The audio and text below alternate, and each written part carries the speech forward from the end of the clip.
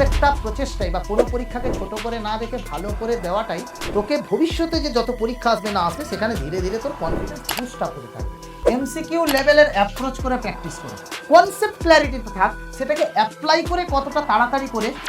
Hello students, welcome to PW Bangla. Already তোরা পড়াশুনো করতে শুরু করে দিয়েছিস এবং সেমিস্টারের পরীক্ষা বোধহয় সেপ্টেম্বরের 21 তারিখ থেকে স্টার্ট হতে চলেছে। ক্লাস 11-এ যেহেতু স্কুল অর্গানাইজ করে, অনেক সময় বোর্ডের কথা না মেনেও ওরা আগে পরে একটু একটু করিয়ে নেয়, বাট সেটাতে খুব একটা হার্ড অ্যান্ড ফাস্ট কোনো রুল নেই।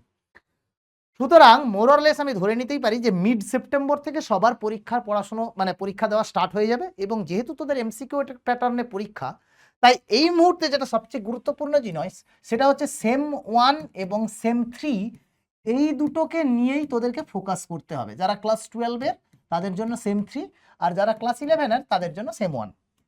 কিন্তু দুজনের প্রিপারেশন মোরলেস সেম, বাট এইটা একটু অধিক সিরিয়াস বিকজ এটা তোর ফাইনাল বোর্ডের এক্সামে অ্যাড হবে গিয়ে, আর এটা তোর কনসেপ্ট ক্লারিটি ইত্যাদি ইত্যাদি নানা রকমের জন্য হেল্প করবে। অ্যাজ সাচ বিরাট কিছু এর ডাইরেক্ট কন্ট্রিবিউশন নেই towards the curriculum in your life, but যাকে ভালো রেজাল্ট এবং আমাদের প্রত্যেকটা প্রচেষ্টাই বা কোনো পরীক্ষাকে ছোট করে না দেখে ভালো করে দেওয়াটাই একটা কনফিডেন্স জীবনে, সেটা মূল বিষয়বস্তু। এবং সেই কনফিডেন্স যদি তুই গেন করিস তাহলে কিন্তু বাবা তোকে ভবিষ্যতে যে যত পরীক্ষা আসবে না আসবে সেখানে ধীরে ধীরে তোর কনফিডেন্স বুস্ট আপ হতে থাকবে। সুতরাং প্রত্যেকটা পরীক্ষার তার নিজস্ব একটা তাৎপর্য বা গুরুত্ব আছে। অর্থাৎ এই পড়াশুনোটা কীরকম হবে আমি সেরকম বলছি। প্রথমে এই দুটোর জন্যই আমি কমন পয়েন্ট বলে দিচ্ছি। ব্যাকলগ যদি থেকে থাকে ক্লিয়ার কর। প্রথমে ব্যাকলগ যদি ক্লিয়ার করে নে, এই জুলাই থেকে শুরু করে স্টার্ট হবে কিনা আমি সেটাই বলে দিচ্ছি। আর তার সাথে সাথে ছোট ছোট করে কন্টিনিউ দা সিলেবাস, তুই যেখানেই পড়িস না কেন, সে যা সিলেবাস চলছে না চলছে, কন্টিনিউ দ্য সিলেবাস এর সাথে সাথে, ঠিক আছে? একটু একটু করে নতুন সিলেবাসও পড়বি, আর এই 1 মাসের মধ্যে অলমোস্ট পুরো ব্যাকলগটাকে ছোট ছোট করে ক্লিয়ার করে নিবি।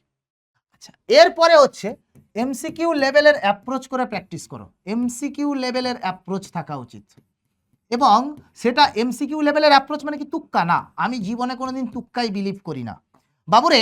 তোকে একটা জিনিস মাথায় রাখতে হবে এখানে, সেটা হচ্ছে যে তুই সবসময় কনসেপ্ট বেসড পড়াশুনো কর। কনসেপ্ট বেসড পড়াশুনো লিখে লিখে করতে হবে না, কেন কি সাবজেক্ট নয় তো, সাবজেক্টিভ নয় তো, ডিটেলসে লিখতে এটা ধরিয়া পাই এটা ধ্রুবক করিয়া পাই না।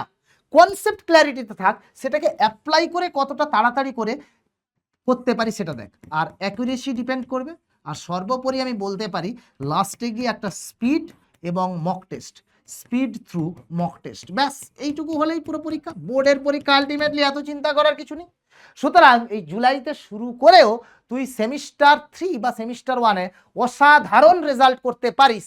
এবং এটাও মাথায় রাখিস যে এই পরীক্ষাগুলোতে এইচএসের পরীক্ষাটাতে তো কোনো প্রশ্নই নেই, এখানে মোর দ্যান 36 থেকে 38 যদি পেয়ে রাখিস, আর সেমিস্টার 3-তেও যদি 36 থেকে 38 যদি পেয়ে রাখিস তুই, এটা আমি মিনিমাম বলছি, কেউ 40-40ও পেতে পারে, আর তার সাথে 20 মার্ক ধর প্র্যাকটিক্যাল, সব মিলিয়ে কত হয়ে যাবে? 38, 38, 76, 20, 96, more than a number. R semester 1-এর জন্যও যদি এটাকে বুস্ট আপ করে রাখিস তাহলে তোর পরবর্তী পরীক্ষাগুলোও ভালো হবে। সুতরাং অল দ্য বেস্ট, আর সময় নষ্ট করিস না। জানবি যে জুলাই মাস শুরু হয়ে গেছে, যে কোনো সময় তুই পরীক্ষার দোরগোড়ায় এসে হাজির হবি। তাই জন্য আমি সবাইকে আশা করবো যে ভালো করে পড়াশোনা করতে হবে, মন দিয়ে পড়তে হবে। Thank you.